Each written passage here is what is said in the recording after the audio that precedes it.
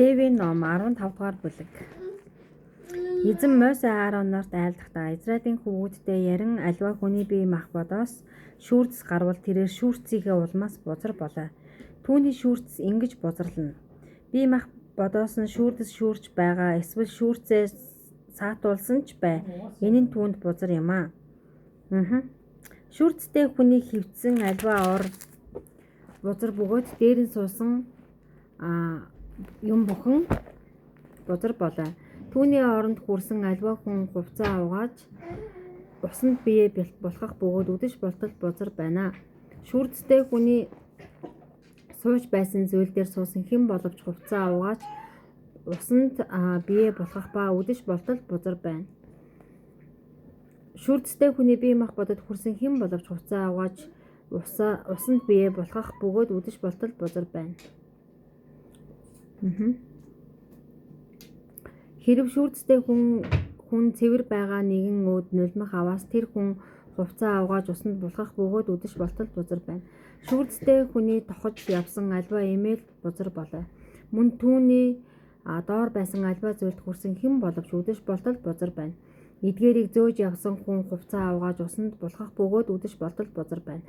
Шүүрцтэй хүн нэгэн гараа усанд зайлалгүйгээр хэн нэгэнд хүрсэн бол тэр хүн нь хувцаа угааж усанд булхах бөгөөд үдэш болтол бузар байна. Шүүрцтэй хүний хүрсэн шавар савыг хагалж харин аливаа модон савыг усаар зайлах ёстой. Шүүрцтэй хүн шүүрцээсээ эдгэрт цэвэршигтэй өөрийн цэвэршил зориулан 7 хоногийг тоолоод хувцаа угааж урсгал усанд бие мах бодоо булхаж цэвэр болгох ёстой. Тэгээд 8 дахь өдөр тэр өөртөө 2 хүүрзэг эсвэл 2 өсвөр тагтаа авч эзний өмнө уулзалтын майхны үүдэн дээр очин эдгээрийг дахилчид өгнө. Дахилч нэгийг нь нүглийн дахилт, нөгөөг нь шатаал дахил зориулан эдгээрийг өргөж шүүрцийнх нь улмаас эзний өмнө түүнд эвдрүүлээ гэх ажгүй.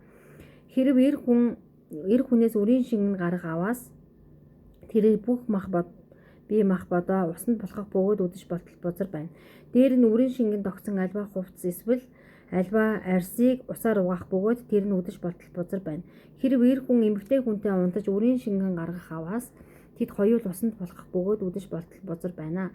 Хэрв эмэгтэй хүн цусан шүүрцтэй байж тэр нь түүний бие мах бодын ердийн шүүрц байх аваас тэрээр сарын тэмдгийн бузарталтаа 7 хоногийн турш байх бөгөөд түүнд хүрсэн хэн боловч үдэш болтол бузар байна. Мөн сарын тэмдгийнхээ үед түүний хөвцсөн аливаа зүйл бузар бөгөөд дээр нь суусан аливаа зүйл бузар болоо. Оронд нь хүрсэн аливаа хүм хувцаа угааж усанд булхах бөгөөд үдэш болтол бузар байна.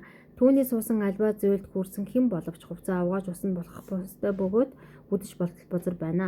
Түүний орж бай, дээр нь сууж байсан зүйлч бай, түүнд хүрсэн хүн үдэш болтол бузар байна. Хэрв эр хүн эмэгтэй хүнтэй унтаж хэвтээд эмэгтэй бузар нь түүн дээр хүрэх аваас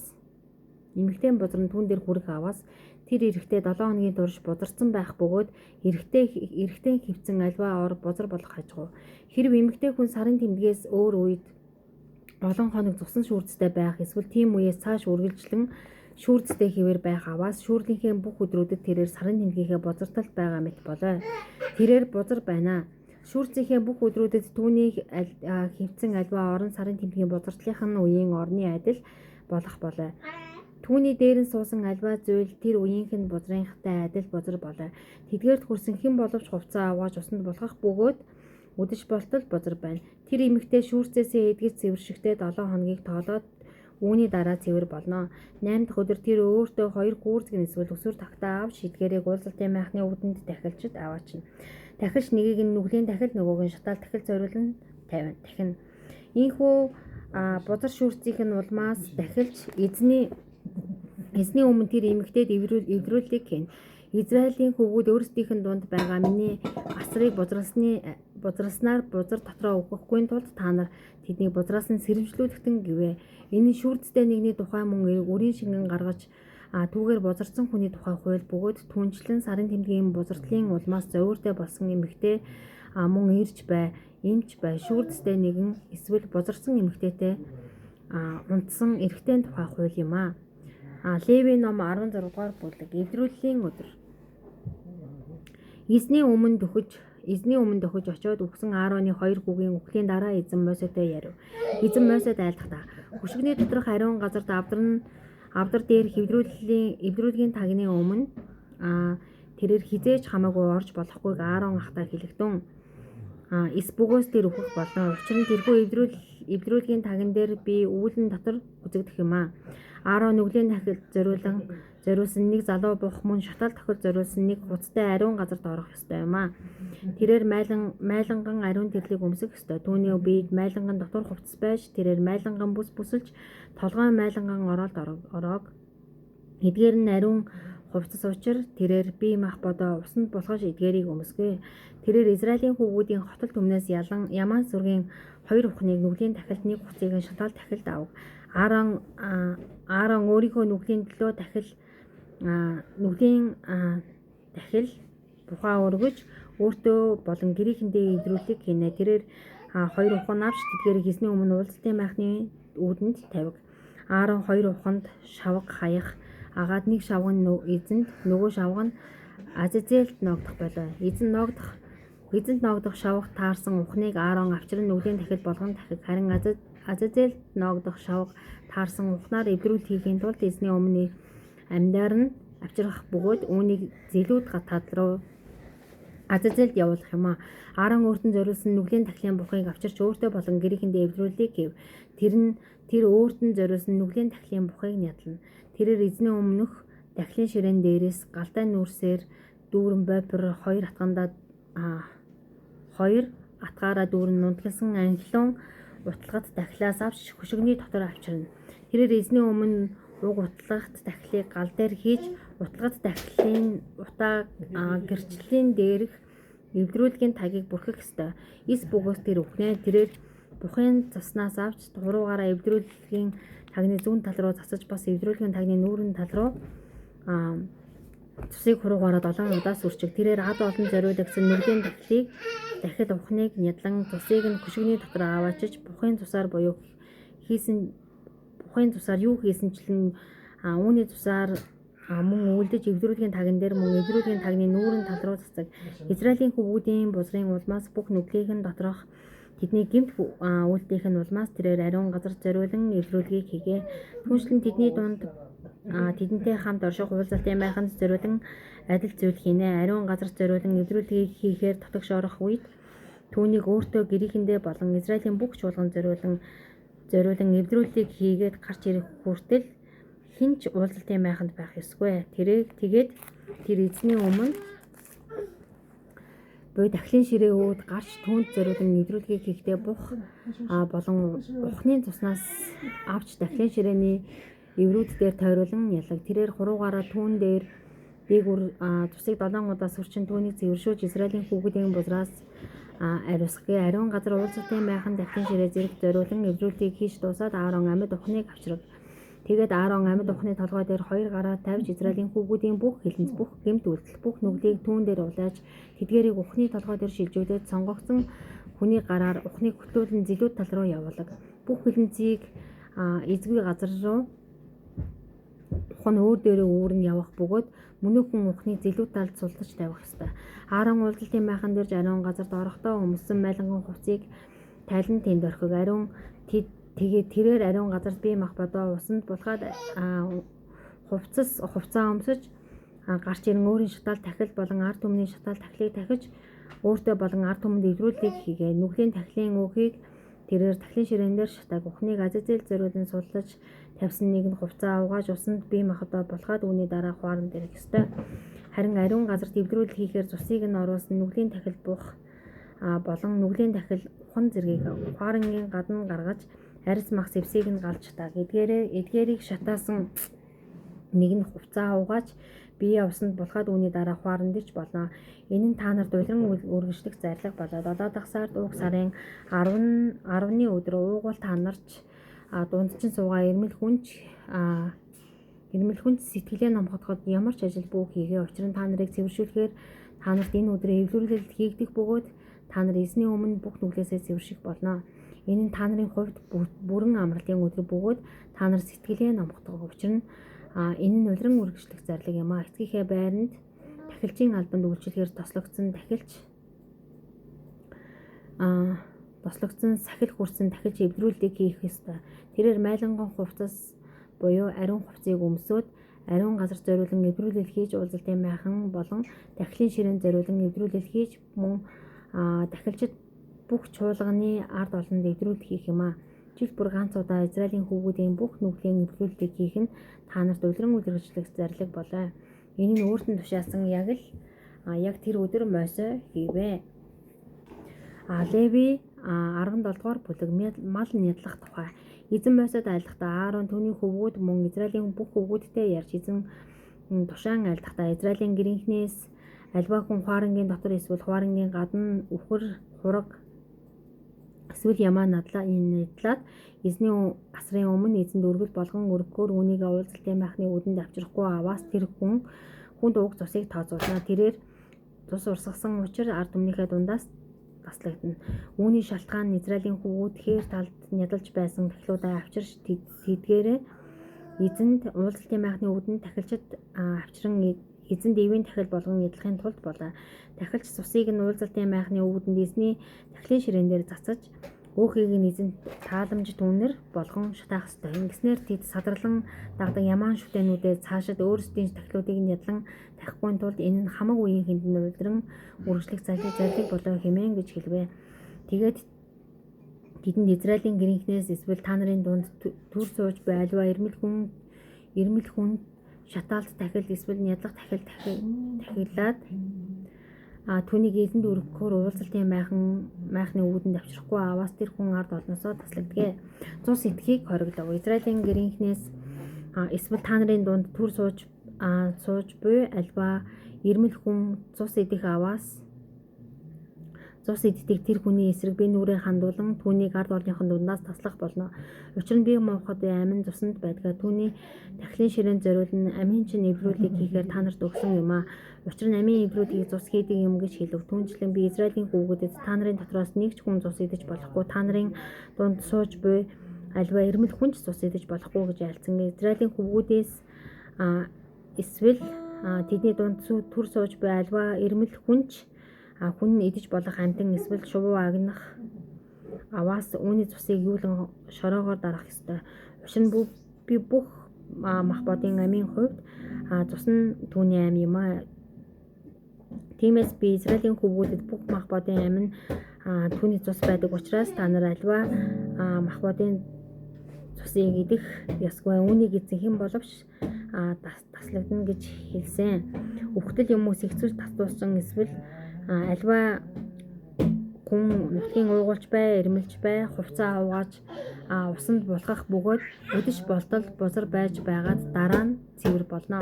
Тэр хүн угаагаагүй эсвэл мах боддоо усанд булгаагүй аваас хилэнцээ үүрнэ гэв. Леви 18 дугаар бүлэг бэлгийн харилцааны тухай. Эзэн Мойсед айлдахдаа Израилийн хүүгүүдтэй ярин би та нарын бурхан эзэн билээ. Та нар өөрсдийн амьдарч байсан Египт нутагт хийгддэг зүйлсийг хийж болохгүй. Та нарыг миний аваачиж буй Канаан нутагт хийгддэг зүйлсийг ч та нар хийж болохгүй. Тэдний тогтоолуудаар та нар явах ёсгүй. Та нар шийдвэрүүдийг минь хэрэгжүүлэн зарилгуудыг минь сахиж тэдгээрийн дотор явагтун. Та нарын бурхан эзэн би билээ. Та нар миний зарлиг, миний шийдвэрүүдийг сахигтун. Эдгээрийг үйлддэг хүн эдгээрээр амьдран би эзэн. Та нарын хинж нүцгэн биеийг нь гаргах гэж цусан төрөлдөө ойртож болно. Үл ойртож болно. Би эзэн эцгийн чинь нүцгэн бие болох эхийнхээ нүцгэн биеийг чи гаргаж болохгүй. Чи тэр чиний их мөн бөгөөд чи түүний нүцгэн биеийг гаргах ёсгүй. Чи эцгийнхээ эхнэрийн нүцгэн биеийг гаргаж болохгүй. Тэр нь эцгийн чинь нүцгэн бие болоо. Гэрт чинь эсвэл гадуурч төрсөн бай. Чи эцгийнхээ охин эсвэл эхийнхээ охин буюу эгчдүүгийнхээ нүцгэн биеийг гаргаж болохгүй. Чи эсвэл зээ охиныхоо нүцгэн биеийг чи гаргаж болохгүй. Учир нь тэд бол өөрийн чинь нүцгэн бие юм а. Эцэгт чинь төрсөн эцгийн чинь эхнэрийн охин чиний эгчдүү болдог учраас түүний нүцгэн биеийг гаргаж болохгүй.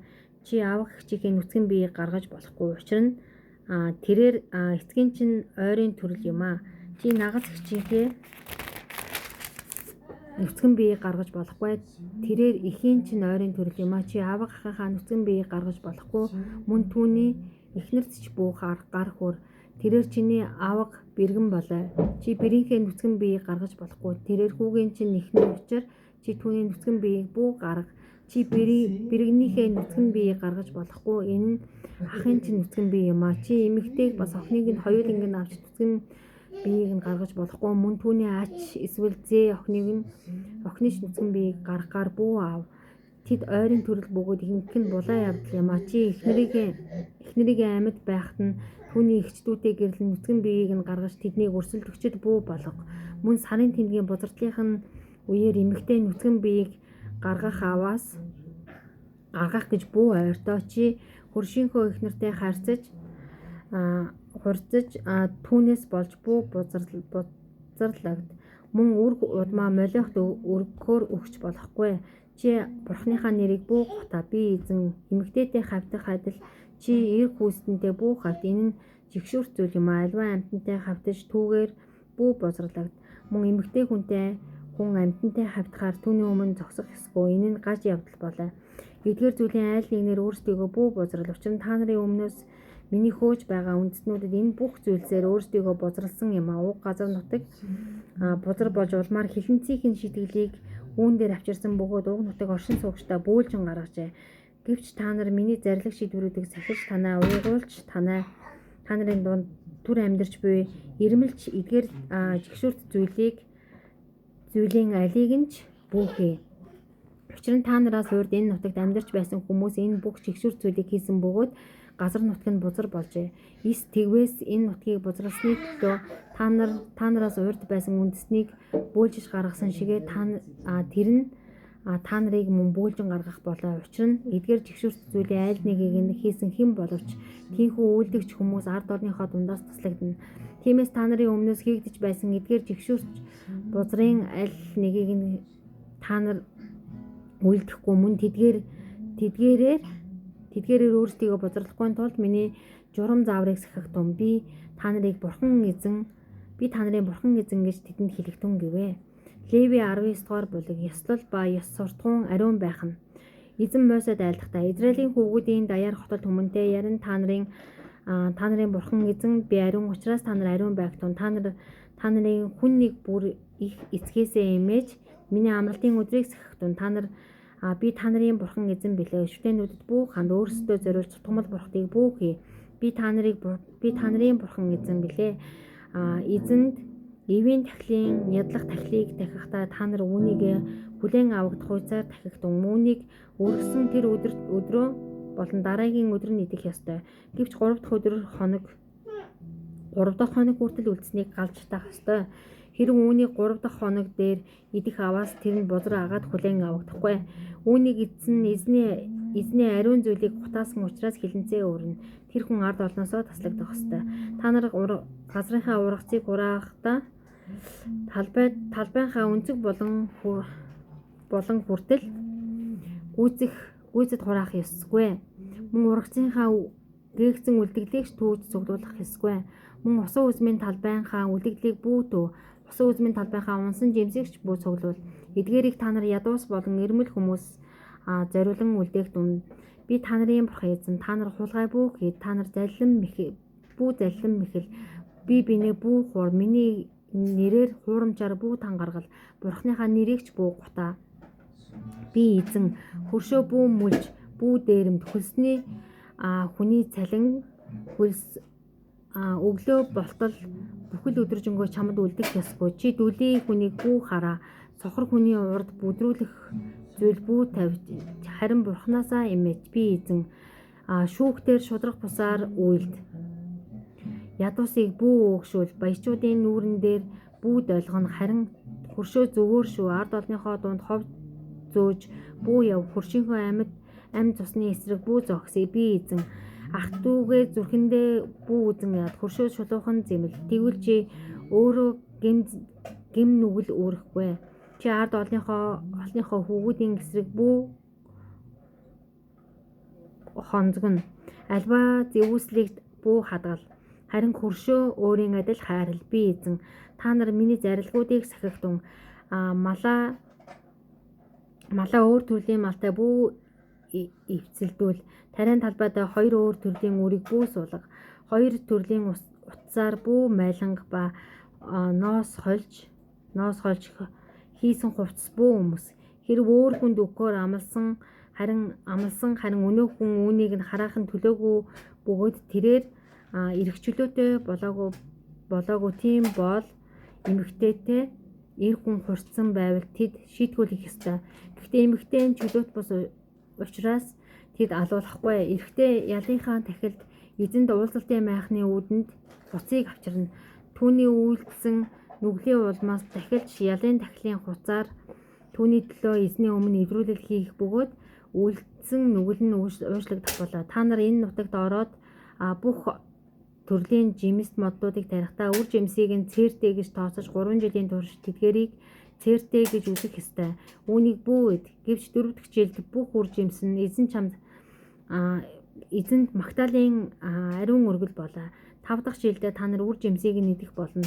Тиймээс та нарт үр жимс нь улам нэмэгдэн. Та нарын бурхан эзэн билээ. Та нар цустай юм бүү үед мэрэг төлөг эсвэл ич идээр бүү орол толгоогоо тойруулан үсээ бүү сахлынхаа үзүүрийгч бүү ивд. Үхсдийн төлөө өөрсдийн бие дээр альва зүсэлтийг бүү хий. Өөрсдөд дээр шивээс тэмдгийгч бүү хий. Би эзэн охиныхоо садар самуун болгож бүү гутаа. Эсвэл стивэл оршин нутаг орончин садар самуун дуунаж бузар булаагаар дүүрэхвэ. Миний амралтын өдрийг сахиж миний ариун газрыг хүнддэг. Би эзэн сүнс дуудагчд руу бүү эрг. Мэрэг төлөгчдийг бүү ирж хай. Тэднэр бүү бузарлагд. Та нарын бурхан эзэнд би буурлын өмнө босон зогсож настанг дээдэлж бурхнаасаа хэмээ. Би эзэн билээ. Нутагт чинь ирмэл хүн та нартай хамт суурших аваас түүнийг бүү дарал. Та нартай хамт суурших ирмэл хүн та нарт дунд чинь буй уугуул хүн мэт байж чи түүнийг өөрийн адил хайрал. Учир нь та нар Египт нутагт ирмэл хүмүүс байсан билээ. Та нарын бурхан эзэн би билээ. Эзнээс хэмжээс чин хэмжүүрийн дэнслэлд шудраг бусаар бүү үйлд. Та нар зөв жинлүүр зөв туухай зөв яфа зөв хинтээ байх ёстой. Би та нарыг Египт нутгаас гарган авчирсан. Та нарын бурхан эзэн би билээ. Ингэж та нар миний бүх зарилгууд болон миний бүх шийдвэрүүдийг сахин үйлд. Би эзэн гэж тэдэнд хэлэгдэн гэвэ. Леви 20 дугаар бүлэг. Ариуныг зөрчсөний шийтгэл. Эзэн Мосед айлдахдаа чи Израилийн хөвгүүдээс эсвэл Израильд төр сууж буй альва ирмэл хүн үр удмаасаа молиохт өгөл гарцаагүй алуулах ёстой. Нутгийн ард болон түүн рүү чулуудна. Тэрээр үр удмаасаа молиохт өгснөөрөө миний ариун газрыг бузарлаж миний ариун нэрийг гутаасан учраас би нүрээ тэр хүний эсрэг хандуулж түүнийг ард олны дундаас таслах болно.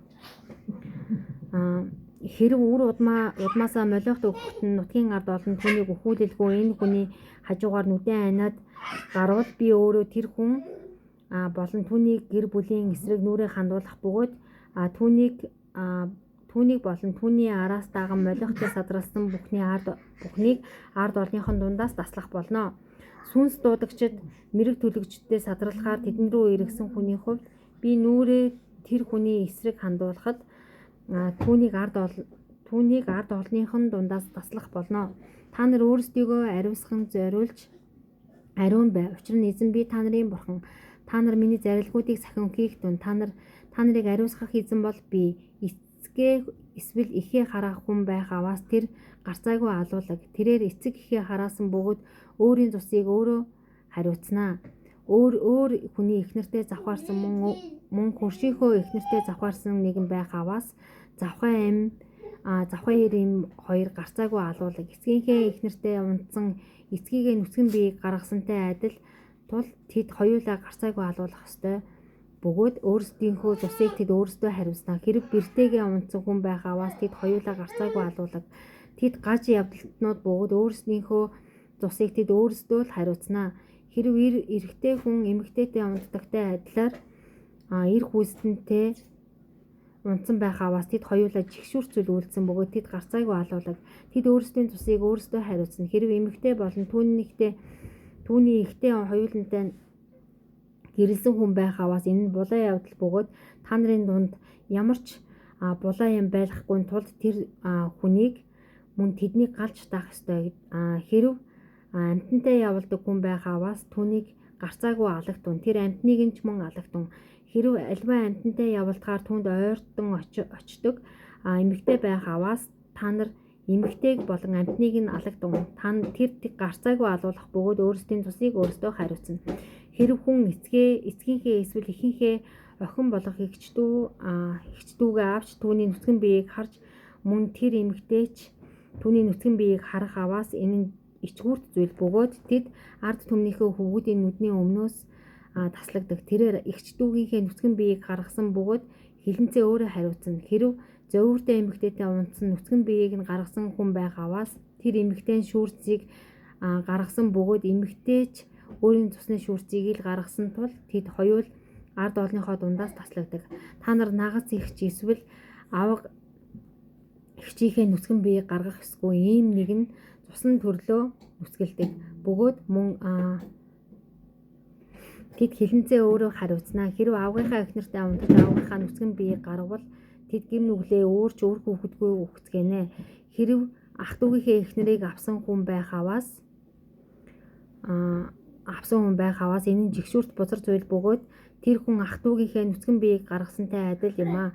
Тэд үр хүүхэдгүй байх болно. Миний та нарыг амьдруулахаар аваачиж буй нутаг нь та нарыг бөөлжин гаргахгүй тулд та нар миний бүх зарлиг, бүх шийдвэрийг сахин үлдэхтун.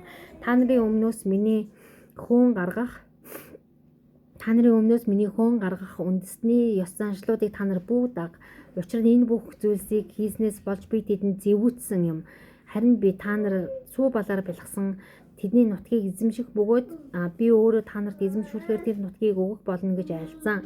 Та нарыг үндэснүүдээс тусгаарлсан та нарын бурхан эзэн би билээ.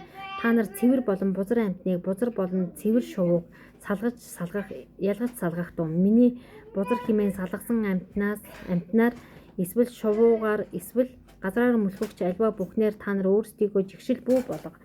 Эзэн би ариун бөгөөд та нарыг би өөрийнх болгох гэж бусад үндэснээс салгасан тул та нар надад ариун байгтун гэвэ. Сүнс дуудагч болон мэрэг төлөгч ир эм хүн гарцаагүй алуулах ёстой. Тэднийг чулуугаар чулуудах ёстой. Тэд өөрсдийн тусыг өөрсдөө хариуцна гэж хэлэгдэн гэвэ.